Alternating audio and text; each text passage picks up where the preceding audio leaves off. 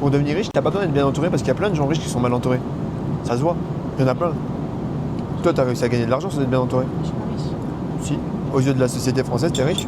Je pense pas être enfin, non, je suis pas riche. Si. Mon business c'est stable. Ton Ça bu- fait 5 ans qu'il existe, il fait le même chiffre d'affaires tous les ans et plus les années passent, plus c'est difficile de voir ça chez Oui. les salariés. Mais ça change rien, ça fait que t'es riche. Mais je suis pas riche. Ton salaire. Mon salaire est claqué. Non. Franchement, annuellement, par contre, Ok. sauf que c'est quoi, c'est l'influence. Oui. Si j'ai pas l'influence, j'ai pas un salaire. J'ai décidé de pas me déverser ça. Oui, oui.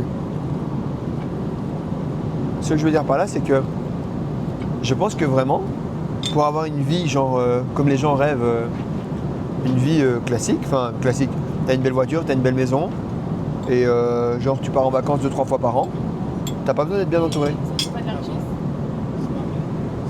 Non, c'est... Ça c'est pas être riche. Mais si, les gens rêvent de ça. Mais là, on parle pas à des gens qui rêvent de ça. On parle à des gens qui rêvent de plus. Ouais. Alors, par contre, ouais, tu veux commencer à posséder plusieurs entreprises. Non, même là, j'ai vu des gens mal entourés. Comment tu passes à un niveau supérieur quand tu as un business qui fonctionne correctement, sans plus, qui tient bien la route? C'est quoi, selon toi, l'élément qui va vraiment te faire passer si tu veux l'interviewer, c'est quoi ça?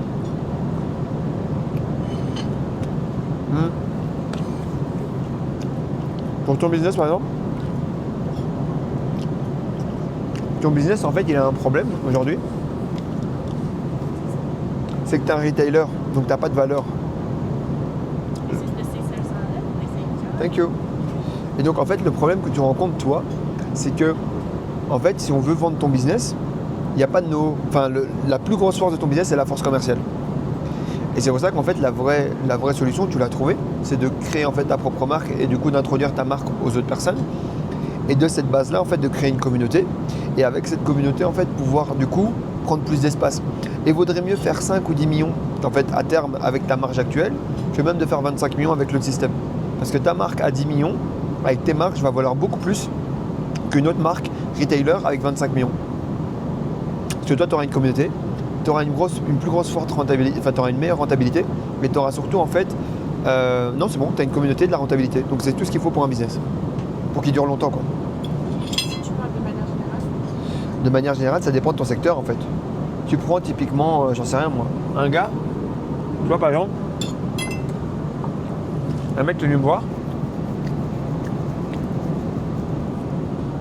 il avait une boucherie, tu vois. Il a sa boucherie, et il me dit, ouais, donc moi, je veux grandir. Bah, typiquement, pour lui, le seul moyen de grandir, c'est de racheter une boucherie.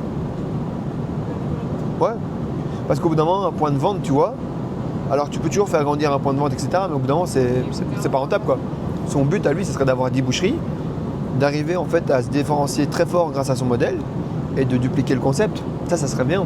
En fait, je pense qu'il y a des situations qui sont très différentes. Mais en général, soit tu augmentes tes produits à l'intérieur ou tes services, soit tu rajoutes des branches. Et les entrepreneurs aussi, ils ont beaucoup peur de pivoter. Enfin, il y en a qui pivotent trop, il y en a qui pivotent pas assez. Mais tu prends typiquement des marques comme LG qui vendent des télés ou qui vendent des téléphones. En fait, tu peux aller loin. Et LG vend même, en fait, je crois, les biberons pour bébé. Je crois que c'est ça. Hein. Si je te dis pas de bêtises. Non, pardon, c'est Philips.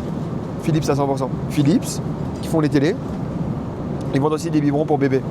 En fait, tu prends Apple, ils sont allés loin. Hein. Téléphone, tag, ordinateur, machin, etc. Enfin, casque, tout ce que tu veux. En fait, je pense que ce qui est important, c'est de connaître ton client, la personne du coup qui a besoin de toi au quotidien, identifier ses besoins et de rester cohérent par rapport à ça. Et de garder une certaine expertise métier. Et ça, c'est ce qui va faire pour moi la différence. Mais quand tu as un business moyen et que tu veux grandir, nouveaux produits, nouveaux services, et ça se passe par deux choses. Un, tu crées, soit tu achètes. Mais si au bout d'un moment ton modèle s'essouffle, tu es obligé. ok, mais si tu crées, tu achètes. Ouais. Ok, fine, c'est là. Tu prends. À quel niveau? C'est là. Tu as une marque, tu vends des produits. Tu as une marque, et la marque. Comment ça, on est là?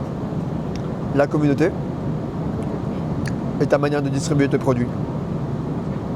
Bah, typiquement, on le voit pour le moment, ce qui marche beaucoup, c'est le personal brand. Et en fait, typiquement, regarde, tu prends un exemple concret. On est en France. C'est qui la personne qui distribue le plus de produits capillaires? L'Oréal. Ça, c'est vrai. En plus petit.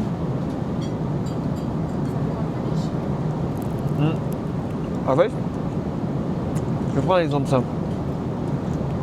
Aujourd'hui, on n'est pas dans un game de produits ou de services. On est dans un game de visibilité.